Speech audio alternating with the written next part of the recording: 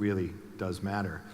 To the Duke of Cambridge and Prince Harry, we are delighted that you're with us tonight. We hope you get a glimpse of the power and the impact that your father has through the business and the community movement, the great work that's being done.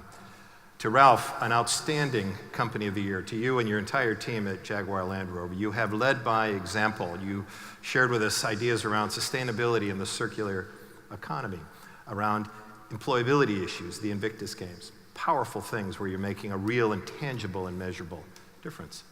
And to Mark, congratulations. Taking on this new role. We know you will enjoy it. We look forward to working with you. Expect to get a few phone calls. And we're going to keep you on the stage because we're going to do one more award in just a moment, which is actually sponsored by Marks & Spencer, so it's quite timely.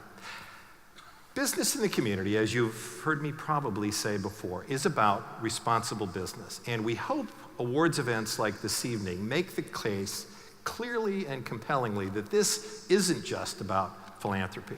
It isn't about giving back. This is about the very core and heart and soul of a business, how they make their money, how they create value, how they design and develop their business going forward. And in the process, how you treat the planet, how you manage those complex global supply chains, how you create inclusive, healthy, diverse workplaces, but also in the communities in which you live and work, how you engage on the big issues of the day that we've heard about: education, employment, enterprise, culture, all places where we, as business leaders, have a powerful and important role to play and can make a real difference.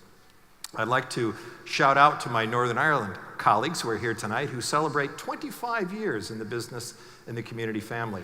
So well done. Hi, hiding up there. Well done, guys. 260 members, an enormous amount of impact and outcome over these many years. So thank you to the teams and all the business leaders who have supported us up there.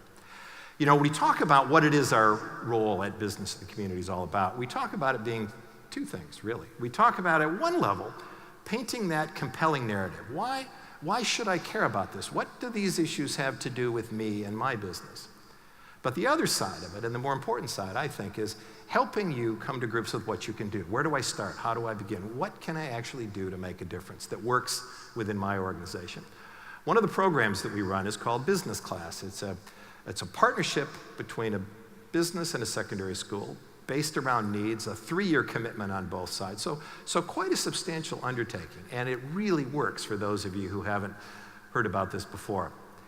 I was at one of our business class schools a week or so ago and talking to a group of young people, and those of you who have done this before perhaps will recognize this experience, because inevitably someone asks you how much you get paid, what kind of car you drive. I wish I was driving that white one back there.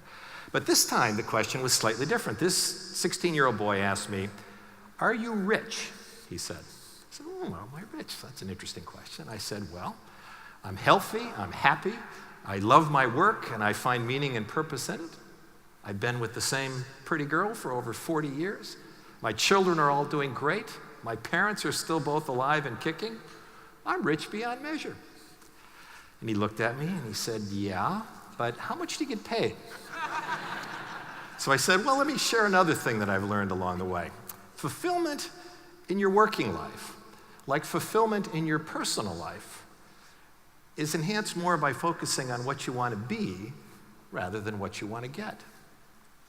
He thought about that a minute, smiled, nodded, thanked me for that answer, and then, of course, went all Jeremy Paxman on me and said, "Yes, but the question was, how much do you get paid?" So I told him indirectly, I guess. I said, "It's in our annual report. It's public information. Go on the website, go into our annual report, look at what we do, look at the careers we offer in our sector. You can also find my salary." Earlier in the year, in the presence of the Prince of Wales, we had our leadership summit. We talked at that time about a new contract between business and society. We talked about a new style of leadership that was required to make that contract a reality.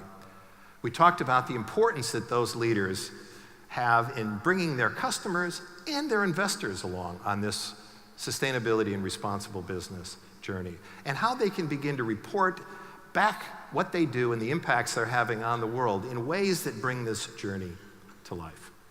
But we also talked at that time about the importance of future leaders.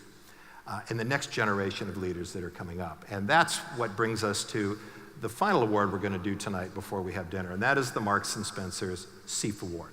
This recognizes game changers, future leaders, people who are really making a difference. We have, through a series of awards events across the UK, had 11 of these events and have identified 7 SEAF Award winners. And I would now like to welcome them onto the stage to be formally recognized by everybody. And gentlemen, if we could come up, we're going to have a quick picture with them.